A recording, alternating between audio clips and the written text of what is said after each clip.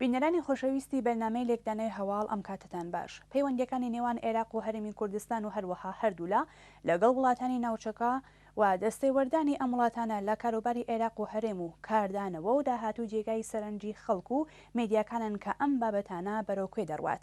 بۆ قسە و باسی زیاتر دەچینە لای میوانی ئەمڕۆی بەرنامەکەمان هاوڕێ عوسمان زیندانی سیمای ناسراوی نێو خەڵکی هەرێمی کوردستان و بەرپرسی کومیتەی پارێزگای سلێمانی حیزبی شیوعی کوردستان و چەند پرسیارێکی ئاراستە دەکەین. هاوڕێ عوسمان سەرەتا بەخێر هاتنت لێ دەکەم و بۆ ئەم بەرنامەیە و مەبەستمە بزانم ئەم بەناو دراوسەیانەی عێراق مەبەستیانە لەم هەموو هێرشە جۆر بەجۆرە بۆ سەر خەڵکی عێراق چییە و بەگشتی بۆچی بەردەوام هەرێمی کوردستان دەکەنە ئامانج؟ سوپاستانەکەم بۆ ئەم دیدارە و بۆ بەرنمەکەتان. بێگومان هەرێمی کوردستان بەشێکە لە عێراقی فیدرالی و عێراق بە دەستور و قانون واتە بەرپرسیارەتی سیاسی و ئەمنیەتی هەرێمی کوردستان لە چوارچێوەی دەسەڵاتدارەتی و قانون و سەلاحیاتی عێراقدایە. عێراق لە منتیقەکەیە بووەتە جێگەی ململانەی نێوەندە نێو دەوڵەتەکان و دەوڵەتە هەرێمایەتیەکان، بە تایبەتی دەوڵەتی کۆماری ئیسلامی ئێران و دەوڵەتی تورکیا بە بیانووی ئەوەی کە ئۆپۆزیسیۆن و هێزە سیاسی نێیارەکان دژ بە دەوڵەتەکانیان لە هەرێمی کوردستانە وجودیان هەیە کە بە پێی زانیاری ئێمە ئەم وجودی ئەوان بە پێی قانونی نێودەوڵەتی ڕێگە پێدراوە کە خەڵکانێک دەتوانن چالاکی مەدەنی و ئیعلامی و سیاسی خۆیان لەناو هەرێمی کوردستانە پیادە بکەن وەکو هەموو وڵاتانی تر. لەبەرەوە بیانوەکەیان بیانوویکی ناسیاسی و ناقانونیە. ئەو دەستدرێژانیان لە چوارچێوەی ئەو پلانانەیە کە ئەم دەوڵەتانە کێشە و گیر و گرفتی سیاسی و ئابووری ناوخۆیی خۆیانیان هەیە، ئەیانەوێت تەحوێلی ئەو کێشە و گرفتانی خۆیان لە ناو وڵاتەکانیانە بکەنەوانی بۆ ناو هەرێمی کوردستان، بۆ ناو عێراق، بۆ لیبیا، بۆ ناوچەکانی تر، بۆ سووریا، بۆ یەمەن، یعنی تەحویلی هەموو مەشاکیل و گیر و گرفتانیان کردوتە بۆ دەرەوەی سنوورەکانی خۆیان. و ئەمە بە بڕوای ئێمە ئەم تۆبارانکردنا و تەداخولاتکردنانە هەمووی پێشێرکردنی مافی مرۆڤە و پێشێرکردنی سەروەری خاکی عێراقا بەرپرسیارەتی یاسایی یەکەمی دەوڵەتی عێراق وەکو حکوومەت، وەکو پەرلەمان، وەکو دەستگاکانی دادوەری، دەستگا ئەمنیەکان کە سنووری هەرێمی کوردستان بپارێزن، ئاسمانی هەرێمی کوردستان بپارێزن. هاوکات هەرێمی کوردستانی خۆی وەکو دەسەڵات و حکوومەت پێویستە بە هەڵوێست بێ و بەرامبەری بوەستێ و ئەو هەڵوێستانی کە هەیەی لە چوارچێوەی بەیان نامە و ناڕەزایەتی بیگوازێتەوە بۆ خەباتێکی سیاسی دیبلۆماسی چڕوپەرتە. بەڵێ هاوڕێ عوسمان چەند ڕۆژ پێش بۆ جاری چەندەم فڕۆکەخانەی نێودەوڵەتی هەولێر کرایە ئامانجی چەند موشە کە ڕێکە لەو کاتەدا بوو کە کازمی سەرۆکوەزیرانی عێراق و وەفتێکی باڵا لەگەڵ ئەو لە تاران بوون. دکتۆر محمود عوسمان ئەندامی پێشووی پەرلەمانی عێراق لە چاوپێکەوتنێکی لەگەڵ بەرنامەی تاوتوێی تەلەڤیزیۆنی NRT وتی ئەمە کاری ئێرانەوە و دەیهەوێت بە دەسەڵاتدارانی عێراق بڵێت هیچ حسابێکتان بۆ ناکەم. جەنابەت ڕات لەسەر ئەم بابەتە چییە؟ بە تەقدیری ئێمەش هەموو ئەو تەقینەوانەی کە لە هەرێمی کوردستان ناوە ناواکرێ یا ئەو بۆمبارانکردنانە کە دەکرێت ئەوانەی کە ڕاستەوخۆ ئێران یا تورکیا ڕاستەخۆ ئەڵین ئێمە ئەوە جیاوازە و وازەحە، بەس ئەوانەی تری کە ناڕاستەوخۆ ئەوان دانی پیادانانێن، بەڵام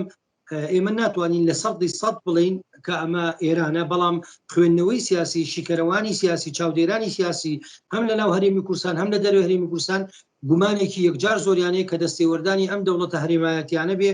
یەکان بۆی هەرێمی کوردستان خۆی استقراری سیاسی نەبێ،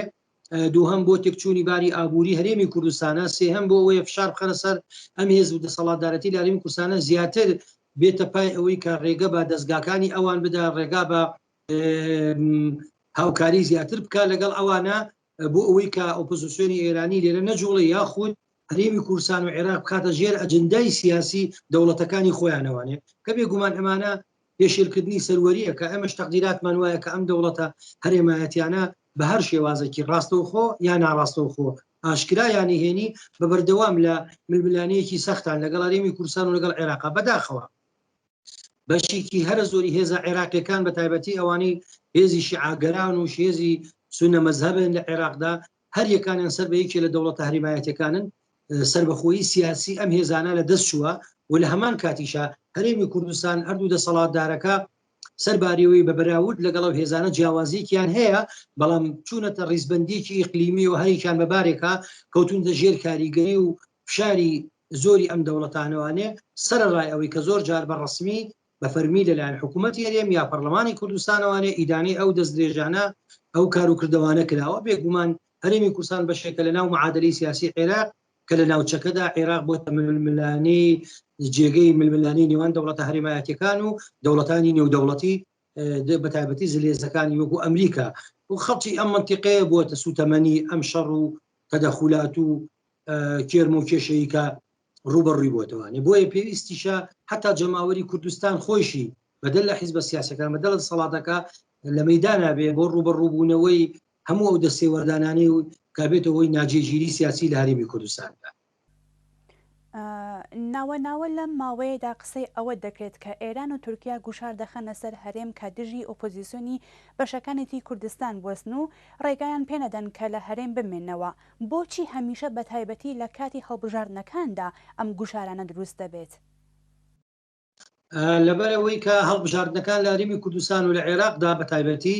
سربەخۆیی تەواوەتی نەپارێزراوە هەڵبژاردن تەحویلێکی گەورەیە لە دەسەڵاتدارێتیە حکومڕانەتی بۆیە ئەم هێزە سیاسیانە هەمیشە دەزانن کە دەوڵەتە هەرێمایەتەکان تەدەخولەکەن لە معادلات و لە حسابات و لە ژمارە و ڕقەمی ئەم انتخاباتانەیە لە پێناوی ئەوەی کە وەکو فشارێ بەکاریان نەگەربێت و ئێوە نشت لە پای هەندێک وعد و بەڵێن کە هاوکار بن لەگەڵ ئێمەدا ئێمەش ئامادەنین بیڵین انتخاباتە سەرکەوتوو بن یا انتخاباتەکاتان سەرکەوتوو بێ ئەوە وەرەقەیەکی فشارە بەکارێنێ بۆیە هەمیشە لای ئێمە سەرباری ئەم مەشاکیل هەرە گەورانە بە ناچاری لەبەروی نامانێت ڕێگەی دیموکراسی و ڕێگەی هەڵبژاردنەکان کۆتایی پێبێ یەکێکە لە ڕێگەکانی بەرەو پێشوونی ژیان و پرۆسی سیاسی بەڵام هەمیشە ئەومان لە بەرچاو بووە دەرەنجامی هەڵبژاردنەکان لە عێراق و کوردستان دەرەنجامێکی ناتەبیعین ناسروشتی ناڕاستن یان با بڵێن زۆر نزیکە لە ناڕاستی ئەوانێ یەکێک لە سەبەکانەوەی کە دەستێوەردانی هەرێمایەتیە ئەمە شەر بێگومان بۆ واگەڕێتەوە کام دەوڵەتانەیان ئەجندەی خۆیان فەرزکەن بەسەر هەرێمی کوردستان و عێراقا کە ئەمە پێچەوانەی مافی مرۆڤە پێچەوانەی ڕاگررتنی هاوسەنگی دیبلۆماسی سیاسیە لە بینی دراوسەتیە بەبێ قانونی نێودەوڵەت. هاوڕێ عوسمان ئاخرین پرسیارم پێت وایە هەڵبژاردننی داهاتوو لە عێراق تەئسیرێکی لە نەقشەی سیاسی ئەم وڵاتە و باری گوزەرانی خەڵکدا دروست دەکات؟ بەڵێ من گوێم لە جەنابتان بوو سەبارەت بە هەڵبژاردننی دەرەنجامی هەڵبژاردننی عێراق بە بڕوای ئێمە عێراق بە پێی یاساکە بۆتە 83 بازنە بە شێوەیەک داڕێژراوەتوانەیە کە تەنیا هێزە گەورەکان بتوانن سوودمەند بدلێ کامە پێچەوانەی پرنسیبی دیموکراسیە کە مەجال بڕقسێنێ بۆ هەموو هێز و گروپ و ڕنگ و دەنگە جیاوازیەکان و هەموو پێکاتە سیاسی و نەتەوەی ئاینەکان کە بتوانێت ممارەسەی حەقی خۆی کارە ناو پەرلەمانە بۆیە بڕوامان وایە وەڕانکاریەکی سەرەکی زۆر گەورە دروست نابێت لە نەخشەی سیاسی عێراقا هەرچەنە انتخابات و هەڵبژاردن و پرۆسی سیاسی شتی مطلق نییە ممکنە مفاجعاتیش دروست بێ بەڵام بەپێی تەقدیراتی ئێمە پێمان وایە کە گۆڕانکاریی گەورە و کاریگەر و ڕاستەخۆ لە نەخشەی سیاسیە دروست ناکە ئەمە یەک بەڵام ئەوەی پێویستە بە ژیان و گوزەرانی خەڵکی هەرێمی کوردستان و عێراقوانەیە ئەویش بێگومان چارەسەر ناکا لە بەروی بەرنامەی سیاسی بەرنامەی ئابووری ئەم حیزبە سیاسیانە ئەم پێکاتانی کە ئێستا خۆیان ئامادەکردو بۆ هەڵبژاردن و دەربچنەوانێ زۆرینەیان بەرنامەجێک نییە کە یەکسانی لە هەلی کارا بڕەخسێنێ بۆ هاوڵاتیان بەرنمەیەک نییە نەخشی ئابووری لە ئەمریکا هەنگاوەنی بەرەو سیستەمی سەرمایهداری لەناو بەرێت و بەرەو سیستەمێکی ئابووری نیشتیمانی بەرەو سیستەمێکی سۆسیالیستی یا بەرەو سیستەمێکی مرۆڤ دۆستی بڕوا لەبەر ئەوە نەفرسەتی کار ئەڕەخسێ وەکو پێویست نەبێکاری چارەسەر دەبێت تەنانەت پەیوەندی نێوان لایەنە سیاسیەکانیش زامنێک نییە لەوەی کە بێتە پەیوەندێکی ئاسایی و یاسایی و سیاسیانە مامەڵە لەگەڵ یەکەین ئەو نەخشە سیاسی لە عێراقایە ئەتوانی بڵێ ئۆپنە ئەگەری هەموو لەحزەیەکی هەیە کە تەقینەوە لە بینی پێکاتەکانە دروست بێت ئۆپنە لەوەی کە ئەم واقعی مەوجودەی کە هەیە بە گوزەرانی خەڵکیشەوە حیزبە سیاسەکانێکو خۆی بمێنێ ئۆپن و کراوەیە لە بەرامبەر بەوەی کە لە پڕ مفاجعاتێکیش دروست بێ دیسانەوە خەباتی جەماوەری لە شەقامە کاریگەریشی گەورەتر دروست کاتەوە بە کورتی و پوختیەکەی هەلومەرجی سیاسی عێراق هەلومەرجێکی کراوەیە هەلومەرجێکە تەقدیراتێکی لە سەدا سەدی لەسەر یەکێک لەسەر شارڕێگاکان لەسەر ناکرێت بەڵام تەقدیراتی ئێمە وایە بۆ مدەتێکی ئەگەر زۆر دوور مەوداش نەبێت نزیک مەودا ئەم بارودۆخە ئەم واقع خراپە ئابوووریە ئەم واقع خراپە سیاسیە ئەم دەستێوەردانە هەرێمایەتیانە ئەم پێشێلکردنی مافی مرۆڤ و پێشێلکردنی حەقی کرێکار و خەڵکی زەحمەتکێشی ئەم وڵاتە پێشێلکردنی حەقی موچەخۆران تا مدەتێکی تریش بەردەوامە بێت تا ئەو کاتێ ئەو خەباتە جەماوەری کە لە شەقامەکە جێکەوتە ببێ و بڕواتە لە شەقام و بڕواتە ناو سیستەمی سیاسی وانێ بە تەقدیرمان ئەم بارودۆخە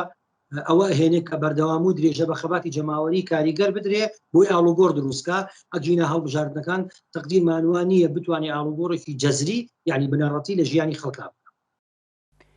بەڵێ زۆر سپاس بۆ ئێوە هاوڕێ عوسمان زیندانی کە بەشداری ئەم بەرنامەیە بوون. زۆر سپاس بۆ ئێوە و تەشەکرتانەکەی. سپاس بژی. بینەرانی خۆشەویست ئەوەی بینیتان لێکدانەوەی هەواڵی ئەمڕۆ بوو سەبارەت بە دەخاڵەت و هەڕەشەی وڵاتانی ناوچەکە دژ بە عێراق و هەرێمی کوردستان کە وێڕای هاوڕێ عوسمان زیندانی سیمای ناسراوی هەرێمی کوردستان و بەرپرسی کومیتەی پارێزگای سلێمانی حیزبی شیوعی کوردستان پێشکەشتان کرا. ئێستا سەرنجتان بۆ بینینی درێژەی بەرنامەکانی تەلەڤیزیۆنی کۆمەڵا ڕادەکێشم.